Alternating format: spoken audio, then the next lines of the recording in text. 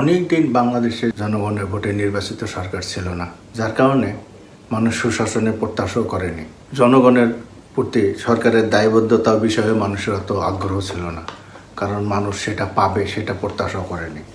কিন্তু 12 ফেব্রুয়ারি নির্বাচনের পর মানুষ সুশাসনের প্রত্যাশা করছে। মানুষ চায় জনগণের অধিকার নিশ্চিত করুক এই সরকার।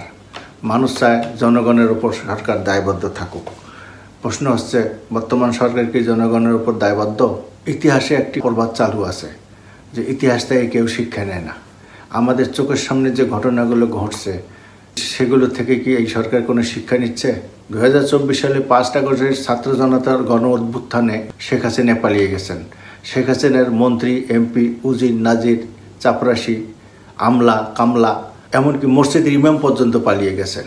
মানুষ কত ক্ষুব্ধ হলে এই পরিণতি হয় সেটা তো সহজেই অনিমেয়।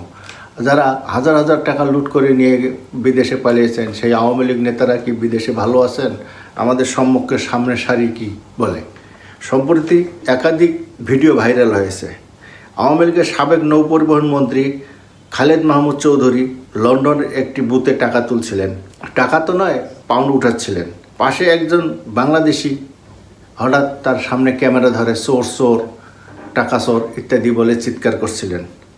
খালেদ মাহমুদ নীরবেই টাকা তুলছিলেন। এক পর্যায়ে খালেদ মাহমুদ যখন চোখ তুলে দেখেন তখন ক্যামেরার সামনে তার মুখটি জলজল করে। মলিন খালেদ মাহমুদ ধীরে ধীরে টাকা তুললেন। ততক্ষণেই ভিডিও ম্যান চিৎকার করলেন, বাংলাদেশ থেকে টাকা পাচার করে নিয়ে এসেছে, বাংলাদেশ মানুষ খুন করে এসেছে, খুনি খুনি, এই খালি তুমি কি মানুষের রক্ত খাও, নানা কথা বক্তব্য দিচ্ছিলেন। আশপাশের লোকজন তাকিয়ে শুধু দেখছিল। একসময় সে ইংরেজিতে বলতে থাকেন, এই লোক বাংলাদেশের মন্ত্রী ছিল, বাংলাদেশ থেকে লুট করে টাকা নিয়ে এসেছে, মানুষ খুন করে এসেছে, ওরা ধরো। পরিস্থিতিটা কী পর্যায়ে যায় এমন ঘটনায়। আরেকটি ভিডিও ভাইরাল হয়েছে, সেটাও লন্ডনের। বাংলাদেশ ক্রিকেট বোর্ডের সাবেক সভাপতি এবং যুব ক্রীড়ামন্ত্রী নাজমুল আহসান পাপন লন্ডনের এক রাস্তায় বসে আইসক্রিম খাচ্ছেন। সোশ্যাল মিডিয়ায় ছবিটি ভাইরাল হয়েছে। ছবিটি দেখে একজন নেটিজেন লিখেছেন, বিএনপিকে উদ্দেশ্য করে তিনি বলেন, যারা এখনো ক্ষমতা আছেন তারা এইসব ছবি দেখে শিক্ষা নেন। ক্ষমতা না থাকলে পাপনের মতো একা হয়ে যাইতে হয়, আপনারা শিক্ষা নেন। আরেকজন লিখেছেন, এই পাপনের দাপটে গোটা দেশ তটস্থ ছিল। পাপন জীবনে একদিন ক্রিকেট খেলেননি, অথচ টেস্ট খেলুড়ে বাংলাদেশের গোটা ক্রিকেট ব্যবস্থাকে তিনি ধ্বংস করে দিয়েছেন। বাংলাদেশে মানুষ এটাও দেখেছে, শেখ হাসিনার পতনের পর আওয়ামী লীগ পালিয়ে যাওয়ার সময় ছাত্রলীগের সাবেক সভাপতি ইসহাক আলী খান পান্নার লাশ ভারতের পাহাড়ে উদ্ধার করা হয়েছে এবং বাংলাদেশে বর্তমানে কারাগারে বিচারপতি শামসুদ্দিন হায়দার মানিকের পাহাড়ের জঙ্গলে কলাপাতার বিছানা ছবি সোশ্যাল মিডিয়ায় ভাইরাল হয়েছে। এসব দেখে ক্ষমতাসীন বর্তমান সরকারের কেউ কি শিক্ষা নিচ্ছেন? বর্তমান সরকারের নেতাকর্মীদেরকে এসব শিক্ষা নিতে হবে। সুশাসনটা অপরিহার্য।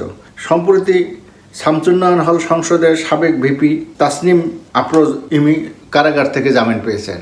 2 মাস তিনি কারাগারে ছিলেন।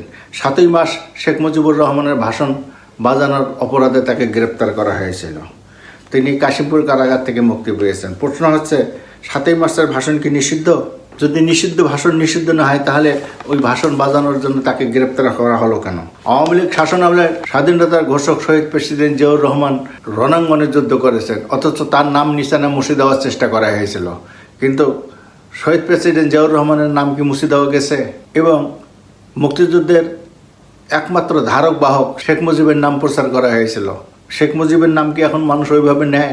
তাহলে বর্তমান সরকার শেখ মুজিবের ভাষণ প্রচারের অপরাধী কেন একজনকে গ্রেপ্তার করবে?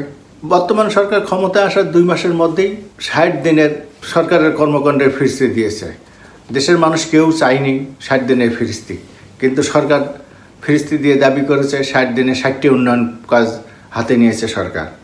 কিন্তু সরকার কি জনগণের উপর দায়বদ্ধ? দায়বদ্ধতার কোনো প্রমাণ পাচ্ছে জনগণ? সম্প্রতি পত্রিকায় খবর বেরিয়েছে, 3টি হাসপাতাল ঘুরে 5 বছর বয়সী তাসনিরের লাশ নিয়ে বাবা মহসিন ও মা আমেনা বেগম ভোলায় ফিরে গেলেন। কত হৃদয় বিদায়ের ঘটনা। ভোলা থেকে ঢাকায় এসেছিলেন 5 মাসের শিশু চিকিৎসার জন্য। প্রথমে ভোলা সদর হাসপাতালে চিকিৎসা নিয়ে ভালো হয়নি, তারপর ঢাকা সরোয়ার্দিতে এসে ভর্তি হন, তারপর সেখান থেকে ইউনিভার্সাল হাসপাতালে ভর্তি হন। কিন্তু 5 মাসের হামে আক্রান্ত বাচ্চাটিকে বাঁচানো যায়নি। বাচ্চাদের এই হামে আক্রান্ত দায় কার? ডক্টর মোহাম্মদ ইউনূস ক্ষমতায় এসেই তার নিজস্ব লোকজনকে চেয়ারে বসিয়েছিলেন।